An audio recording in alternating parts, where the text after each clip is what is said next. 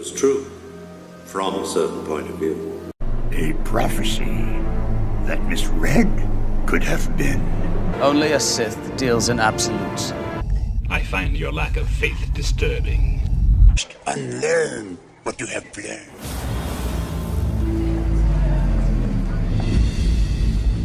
Tonight, we look at the frightening experiences of ordinary people whose lives were turned upside down by their beliefs. Help support this channel financially and help us grow. You can click the subscribe button, click the bell, and you're going to get notifications. You can click the thumbs up. You can click in the comments. You can share with your friends on social media. At the end of my videos, you're going to see recommended videos, and thank you so much for your support.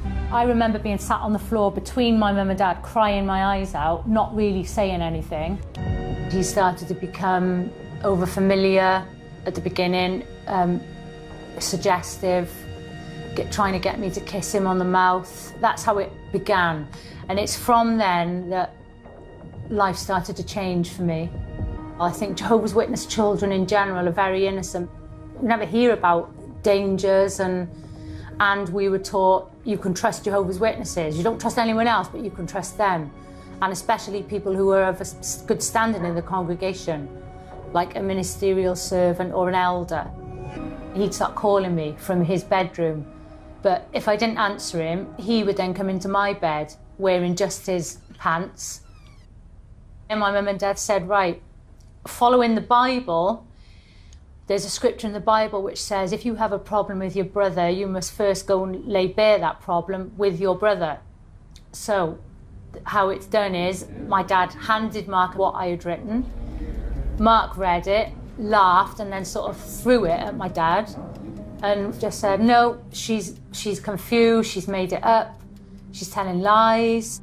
I remember being sat on the floor between my mum and dad, crying my eyes out, not really saying anything. And that was pretty much left like that. If it was me and my children, the first time my daughter ever told me anything like that, I'd be straight on the phone to the police. I wouldn't be considering, oh, well, I'm going to have to run this by the elders. Karen's case is very typical of many of the cases that are out there, simply because the elder arrangement manipulates events, or can manipulate events, through secrecy. And there are occasions where the molester or the rapist is an elder themselves. And so they can conduct themselves within the secrecy of their own elder group to influence matters on another level, to make sure that they protect themselves. The Court of Elders in the Jehovah's Witnesses is a good example of when groups stand in judgment of their members and don't allow anyone else to have a say, and don't allow themselves to be open to public scrutiny. And in that way, the leaders perpetuate the practices and don't allow their members to effectively challenge that. I would describe him as sadistic, controlling, selfish. He loved the fact he was an elder. He loved the power that came with being an elder. It was all about power and, you know, manipulation. I can remember having arguments with my mum, terrible, about things. And I can remember my mum saying, well, if you're not going to come to meetings anymore, you're not living here anymore. So I was sort of like, well, fine, I'll move out, as teenagers do.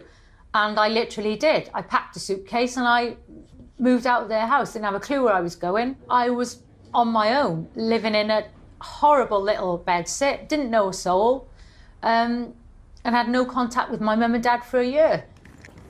They're going to feel like pariahs and very stigmatized. At what point do you say to somebody, well, I grew up in this crazy group? You know, when is that okay to disclose to somebody? It's a very scary thing. I'm very lucky I didn't end up dead, raped, addicted to drugs, alcohol, anything. I could have ended up anywhere, and I'm very lucky I didn't. But so many people do. The turning point came when I was getting married, and of course wanted my dad to walk me down the aisle. 2 elders went to see him and basically gave him a choice. If you walk your daughter down the aisle, you won't be an elder anymore. And it was as simple as that. something clicked in my dad's head emotionally, and he became completely numb overnight to the Jehovah's Witnesses. And he said he just thought, do you know what? I'm walking my daughter down the aisle and that's it. My dad picked me over the Jehovah's Witnesses. I encourage you, if you haven't already, please like, subscribe, and share this video with others and this channel with others. It helps every time you do that. It actually helps the channel out financially, and it helps us to grow and get in front of others. If you want to connect with us, we invite you to join the conversation.